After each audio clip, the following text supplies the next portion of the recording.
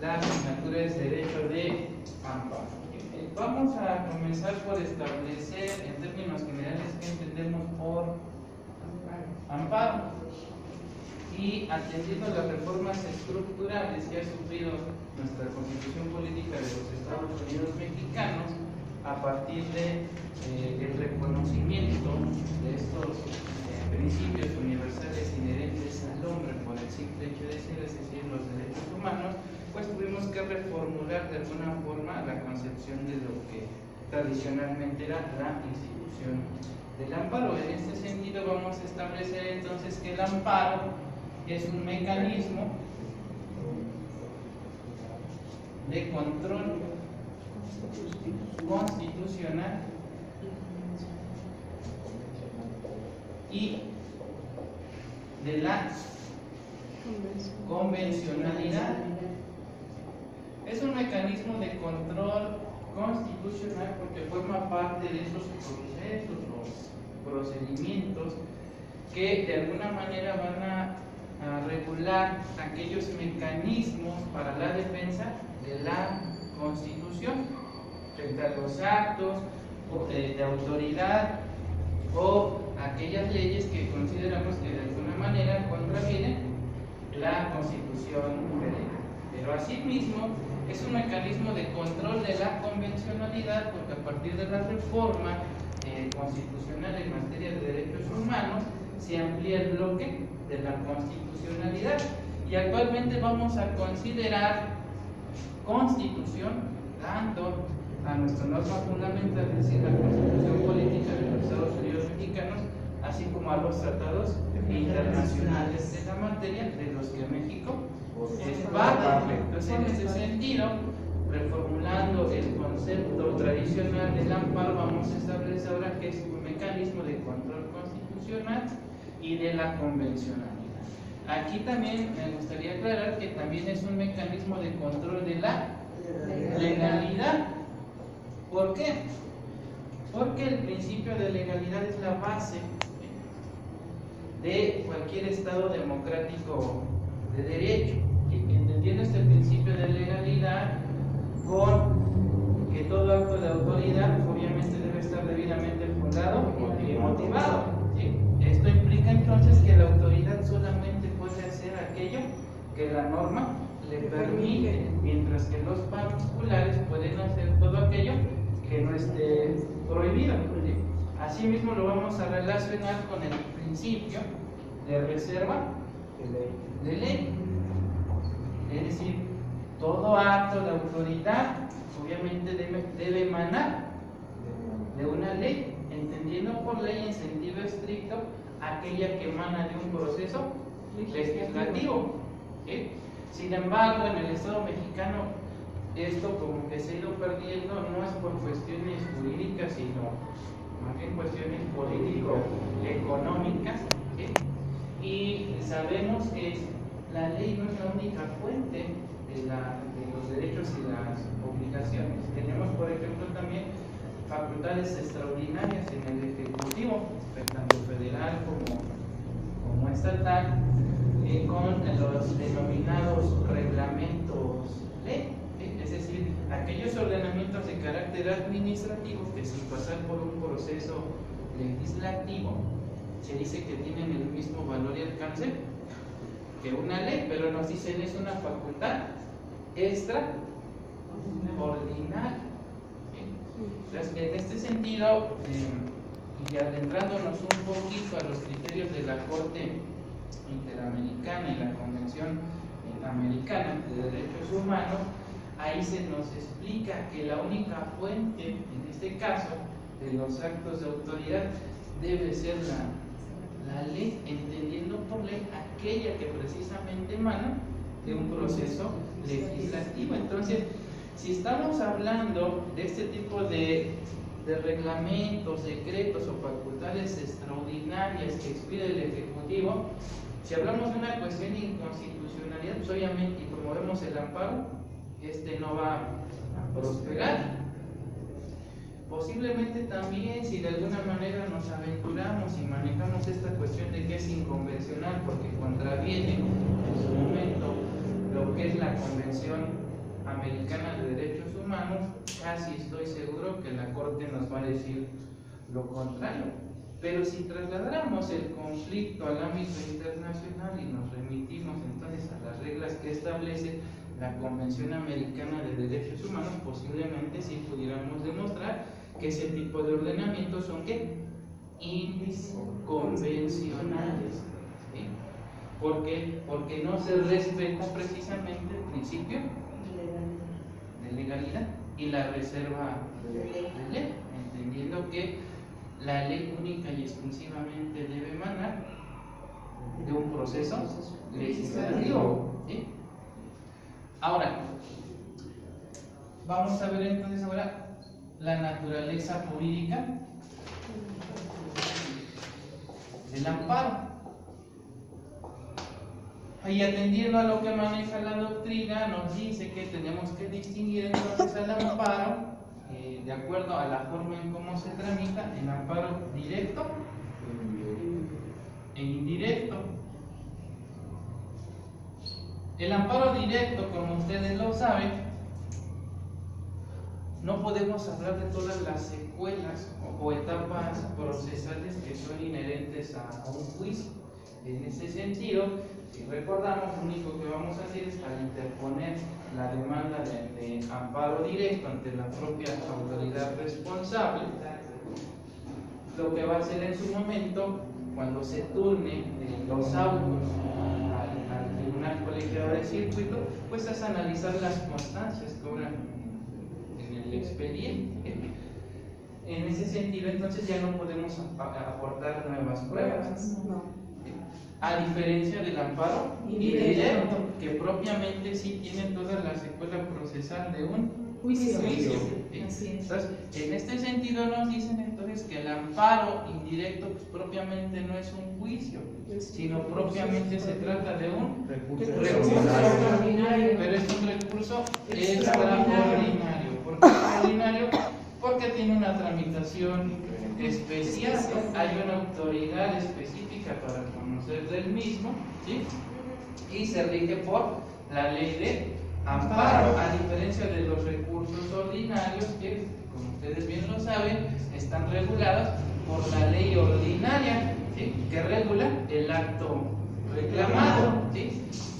Y hablando de amparo indirecto, pues íbamos a hablar propiamente de un juicio, porque obviamente hay una demanda, ¿sí? Se da la notificación a las autoridades responsables, hay un periodo probatorio, formulamos alegatos, viene la sentencia, incluso podemos promover el recurso de revisión. En este sentido, propiamente vamos a hablar de un juicio. ¿Sí? Entonces, tratándose de amparo indirecto por su naturaleza jurídica, es propiamente un juicio. ¿Sí? ¿Preguntas hasta aquí? ¿No? ¿Va quedando claro? Sí. ¿Sí?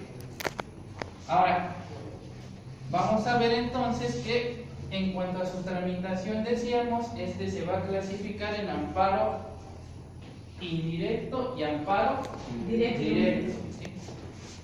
El amparo indirecto está regulado por el artículo 107 de la ley de amparo. Me va a regular este precepto las causales, ¿sí? Del amparo indirecto, y entonces tenemos que remitirnos a dicho precepto para establecer en qué casos podemos promover el amparo indirecto. Este amparo indirecto también se le conoce como biinstancial. ¿Por qué? Porque consta de dos instancias. Como ya lo vimos, contra la resolución que se emita en la primera instancia, ya sea por el juzgado de distrito o el tribunal unitario de circuito, en casos excepcionales, se va a poder regular la segunda instancia a través del recurso de revisión. En ese sentido, por eso se dice que el amparo indirecto es biinstancial. ¿Sí? Y en este sentido, la fracción primera del artículo 107 de la ley de amparo me va a regular lo que es el amparo indirecto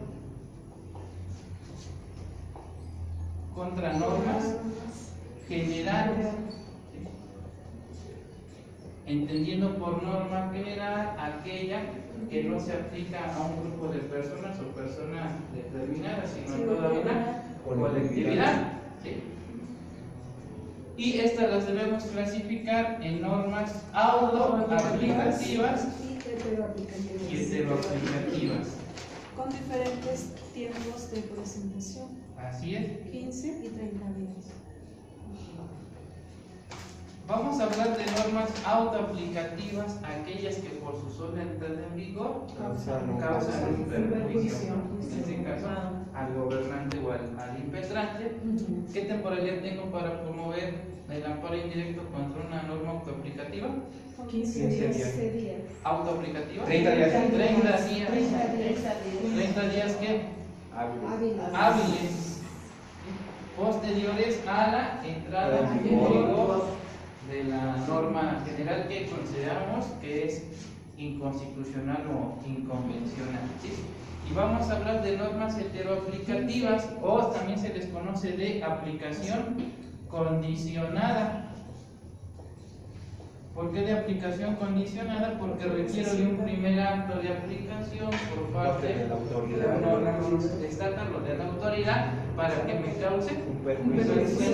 Y entonces ahora sí, aquí tengo 15 días para promover el amparo indirecto. Entonces va a haber normas que por su sola entrada en vigor me causen un perjuicio. Les ponía el ejemplo en su momento esta cuestión de la ley de seguridad privada y el reglamento, donde el ejecutivo local, extralimitándose en sus funciones y de alguna manera invadiendo el principio de reserva de ley, reduce la temporalidad que tienen las empresas de seguridad privada para aplicar los controles de confianza a su persona.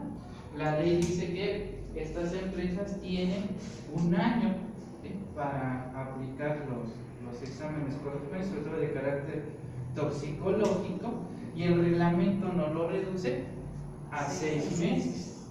¿Sí? Entonces, en este sentido, esta norma de carácter general, por su sola entrada en vigor, ¿sí?, causa un perjuicio en este caso a las empresas de seguridad privada porque les reduce la temporalidad que estos tenían para cumplir con su obligación de un año a 6 meses. Contra su sola entrada en vigor, entonces, estas empresas pudieron haber promovido el juicio de amparo indirecto al tratarse de una norma autoaplicativa. Sin embargo, también tenían una segunda oportunidad. ¿Cuándo? Cuando se dé el primer acto de aplicación.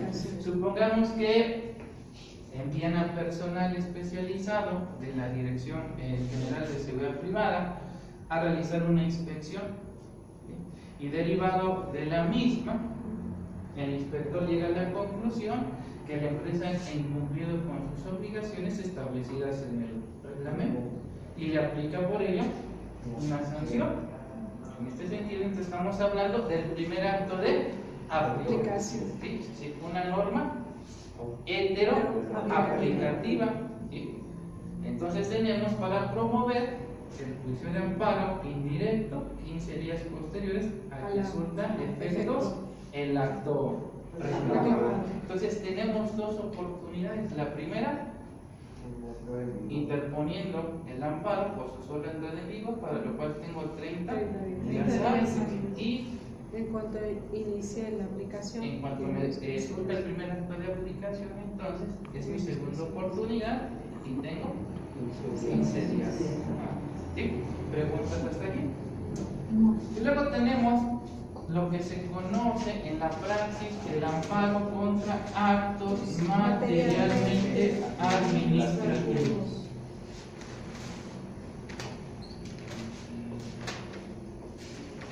Es decir, actos, omisiones o normas, ¿sí?, que emanen de la administración pública, ya sea federal, estatal o municipal, ¿sí?, y que la jurisprudencia de la Corte nos lo ha definido como aquellos actos que no derivan del derecho de petición, ¿sí?, de un procedimiento administrativo y que tampoco tienen que ver con el derecho de defensa, ¿sí?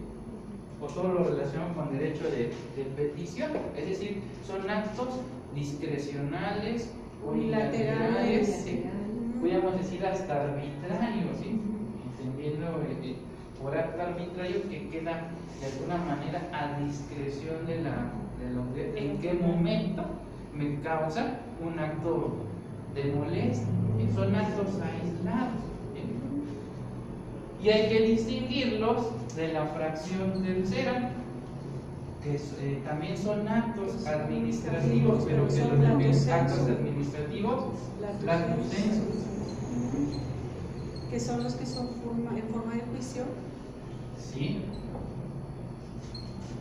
Estamos hablando aquí entonces propiamente de procedimientos administrativos que violenten los derechos.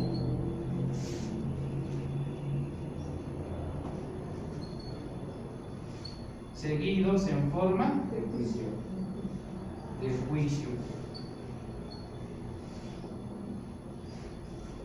Aquí, por ejemplo, estaríamos hablando una visita domiciliaria, una visita de verificación, incluso hasta la aplicación de una sanción por haber incurrido en una falta de tránsito. Son actos materialmente administrativos. Y aquí estamos hablando propiamente de procedimientos seguidos en forma de juicio, que son los de imposible reparación. Aquí vamos a hablar, ¿sí?, de actos que se van a traducir, pueden ser violaciones procesales, violaciones que se van a dar dentro del procedimiento o en la emisión de la resolución, porque esa violación me deja en estado de indefensión, ¿sí? Y esa entonces sería la diferencia entre la fracción segunda y la fracción tercera. La fracción segunda nada más es un acto emitido, discrecional unilateral, y la tercera ya está violentando. Porque es que estos no emanan de un procedimiento, estos propiamente surgen dentro de un procedimiento administrativo seguido en forma de juicio. Y entonces hablamos en la primera de violaciones de carácter procesal, violaciones que se dan dentro del procedimiento, ¿sí?, como pudiera ser en su momento que no me admitan una prueba, ¿sí?, como en el caso de seguridad pública, que vimos que no admiten una prueba que consideramos que es superveniente porque surge en forma posterior al momento que se interpuso el recurso y la autoridad la desecha argumentando que no es superveniente precisamente porque no se exhibió junto con el escrito mediante el que se interpuso el recurso de revisión, lo cual es completamente ilógico y contrario al derecho, ¿no? Porque su mismo nombre lo dice, prueba superveniente, es decir, surge o tengo conocimiento posteriormente. Ahí estaríamos hablando entonces de una violación procesal, ¿sí? Y vamos a hablar también de lo que serían los actos de imposible reparación.